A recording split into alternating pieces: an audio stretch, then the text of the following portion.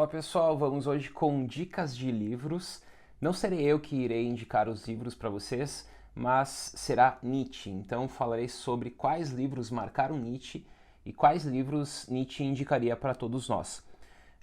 Quero fazer mais vídeos nesse formato, portanto peço para vocês comentarem aqui nos comentários justamente nomes de pensadores, de filósofos que vocês gostariam que eu fizesse aqui um vídeo nesse formato, indicando livros que esses filósofos estudaram, livros que esses filósofos acabaram utilizando como obras importantes para o pensamento deles. Então, livros que marcaram de fato esses filósofos.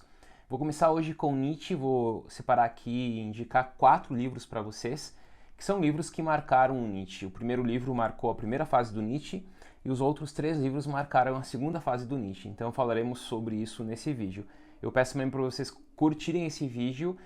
Batendo 1000 curtidas eu faço a parte 2, a parte 3 desse vídeo, então darei continuidade.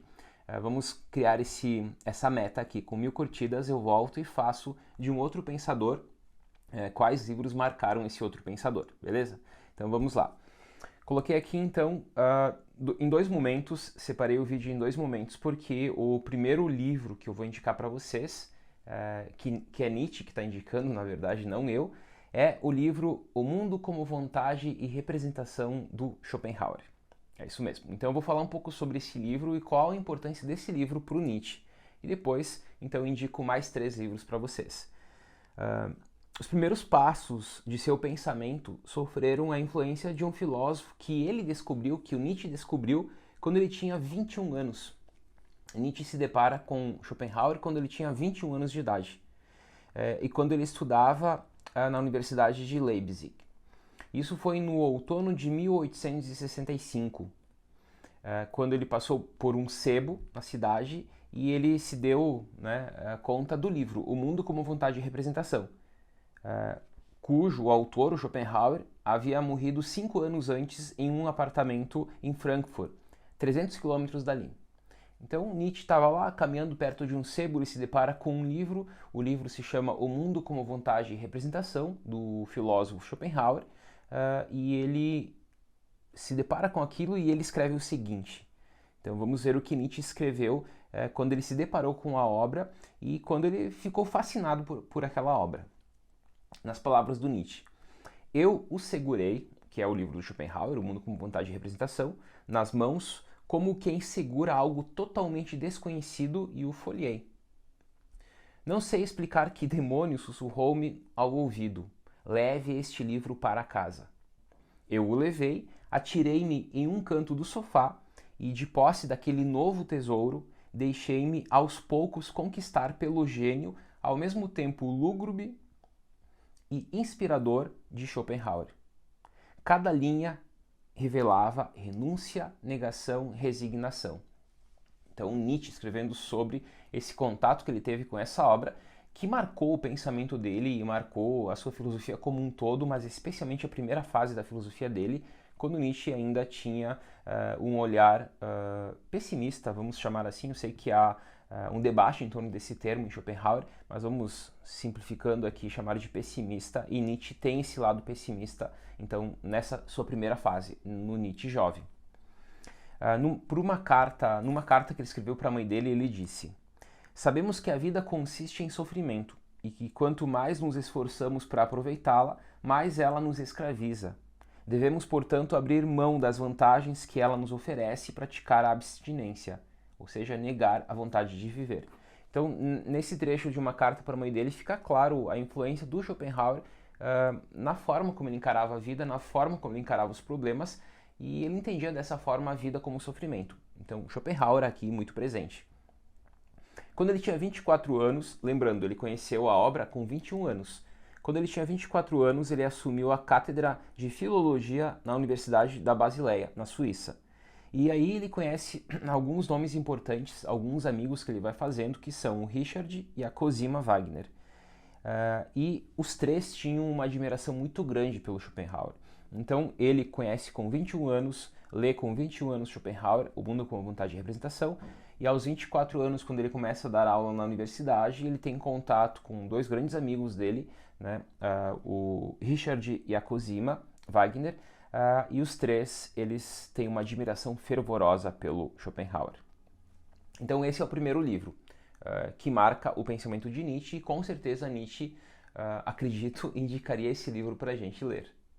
Passo para a segunda fase agora, e nessa segunda fase vou indicar mais 3 livros que Nietzsche leu e marcaram aquele período da vida dele. Então, como eu disse, lá em outono de 1865, né, ele então tem contato com Schopenhauer.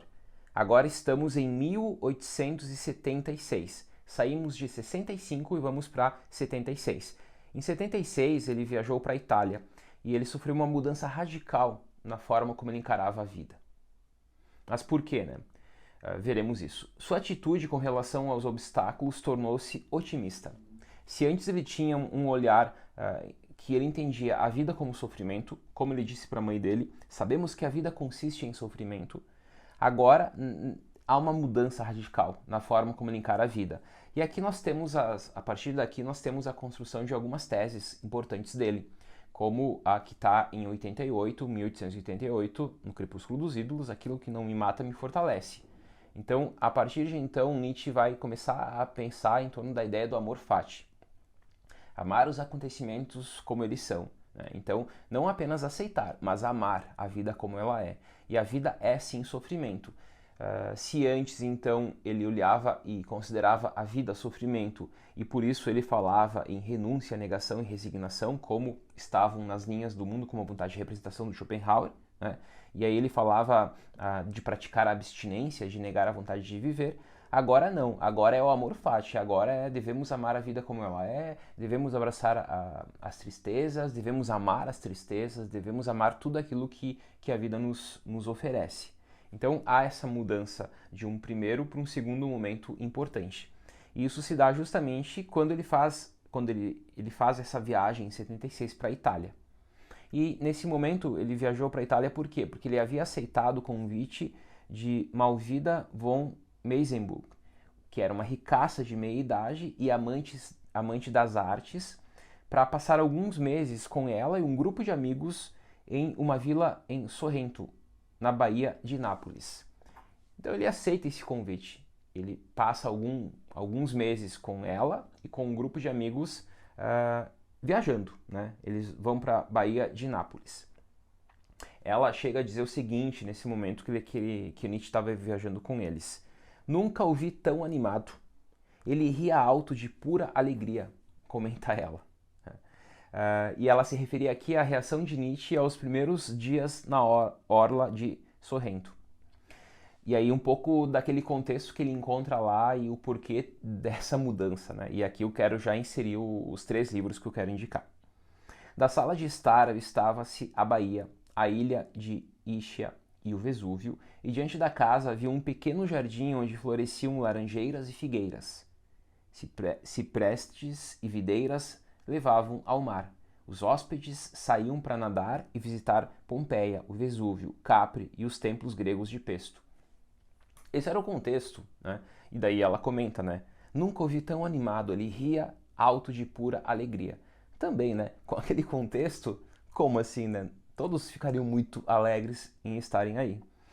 Continua então. As refeições compunham-se de pratos leves, preparados no azeite, e à noite liam juntos na sala de estar várias obras. E aqui eu separei apenas 3 obras para indicar, dentre essas várias obras, 3 obras para indicar para vocês. Portanto, esse vídeo a partir de 4 indicações, 4 livros. O primeiro, como nós já vimos, é O Mundo como Vontade de Representação, do Schopenhauer.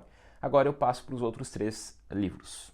Que ele leu, então, né, se O Mundo como Vontade, ele leu quando ele tinha 21 anos, agora isso, né, se deu em 76, mais tarde, e é aí, nessa viagem, que ele vai ler, junto com essas pessoas, os seguintes livros. Bom, passo então para o primeiro livro, que é o livro História da Cultura Grega, de Jacob Burckhardt. Então, Nietzsche lê as dissertações do Jacob sobre a civilização grega. E a civilização grega é algo importantíssimo no pensamento do Nietzsche. Então, veremos essa relação com Nietzsche e Jacob. Nietzsche conhece Jacob Burckhardt logo após a sua chegada à Basileia, tornando-se inclusive seu vizinho. A correspondência do período documenta esse convívio que, do ponto de vista do Nietzsche, é sempre descrito com profundo entusiasmo. Então, eles se tornam grandes amigos. Nietzsche cita muito esse historiador nas obras dele e ele considera muito esse historiador.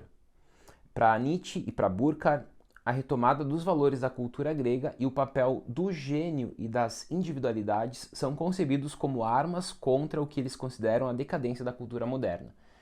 A grande crítica do Nietzsche é justamente a decadência. Essa decadência está muito presente na cultura moderna e ela tem como marco o niilismo. É pelo niilismo que há essa decadência da cultura moderna. Esse niilismo, por exemplo, reativo do Deus está morto.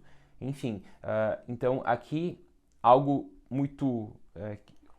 comum dos dois é justamente essa retomada das individualidades, essa retomada do gênio da cultura grega. E a cultura grega, para eles, é uma espécie de arma contra a decadência da cultura moderna. Então esse é um ponto em comum dos dois e é um autor que Nietzsche leu e tem grandes considerações por ele. Esse é o primeiro livro. O segundo livro é Os Ensaios do Montaigne, né? E aqui eu cito uma frase do Nietzsche sobre Montaigne. Nietzsche diz o seguinte sobre Montaigne: o fato de um homem como este ter escrito, de fato, fez com que o prazer de viver nesta terra tenha se multiplicado. Ou seja, aqui fica claríssimo a admiração de Nietzsche por Montaigne. E com certeza os ensaios são fantásticos e é uma super dica para todos que ainda não leram. E o próprio Nietzsche está aqui falando sobre isso. E como terceira obra, Do Amor, do Stendhal. Né? Na Genealogia da Moral, Nietzsche repensa o problema estético a partir da oposição entre a concepção kantiana do belo, como predicado de um juízo desinteressado, e a concepção de Stendhal do belo como efeito de uma cristalização e uma promessa de felicidade. Então aqui nós temos todo esse debate em torno do problema estético na Genealogia da Moral, quando Nietzsche faz essa comparação do Kant com Stendhal. Mas Stendhal também aqui é um autor que Nietzsche admira, que Nietzsche se inspira inclusive nele, né? O grande autor, né, do Vermelho e o Negro, e aqui na obra do Amor, então é uma obra aí que Nietzsche acaba lendo justamente para falar sobre as questões estéticas nessa obra. Nós conhecemos ele mais pela literatura, mas as questões estéticas estão então nessa obra. Enfim, então nós temos a primeira dica, que é o mundo como vontade e representação do Schopenhauer, e aqui nós temos mais 3 dicas, né? O Jacob, Burckhardt, História da Cultura Grega, Os Ensaios do Montaigne, Do Amor, do Stendhal. Para concluir, então, eu cito o seguinte: observar o pôr do sol sobre a Baía de Nápoles no final de outubro de 1876. Eu comecei falando em 65, lá quando Nietzsche, com 21 anos, conhece a obra O Mundo com uma Vontade de Representação. E a grande mudança no pensamento dele se dá justamente em 1876, em outubro de 76. Então, observar o pôr do sol em outubro de 76 serviu para infundir-lhe uma fé renovada na existência, que nada tinha do seu primeiro grande mestre, que é o Schopenhauer, né? Que tinha uma leitura mais pessimista da existência. Ele percebe que havia se comportado como um velho no início da vida dele, e derramou lágrimas ao pensar que havia sido salvo no último instante. Então há uma mudança radical, sim, em Nietzsche, do Schopenhauer para essa viagem que ele faz. Esses autores que ele lê nessa viagem, são vários os outros, né?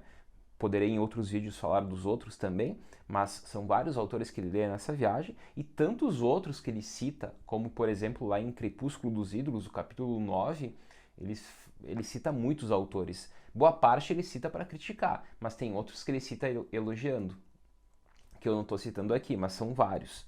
Nietzsche era alguém que lia bastante, conhecia muito de literatura, conhecia muito de várias áreas, não apenas da filosofia.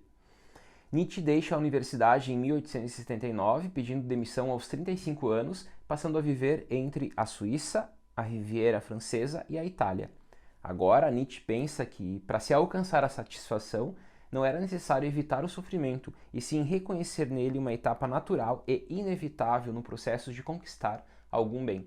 Então sai do pessimismo para um olhar agora do amor fati, por exemplo. Bom pessoal, quem chegou até aqui, emojis de coruja aqui nos comentários. Esse vídeo foi preparado a partir da obra As Consolações da Filosofia, de Alain de Botton. Então a base desse vídeo foi a partir dessa obra, o texto. Quem chegou, emojis de coruja. Quem não curtiu, curte o vídeo agora. Batendo 1000 curtidas, volto aqui e faço um outro vídeo sobre um outro filósofo indicando outras obras para vocês. Até mais!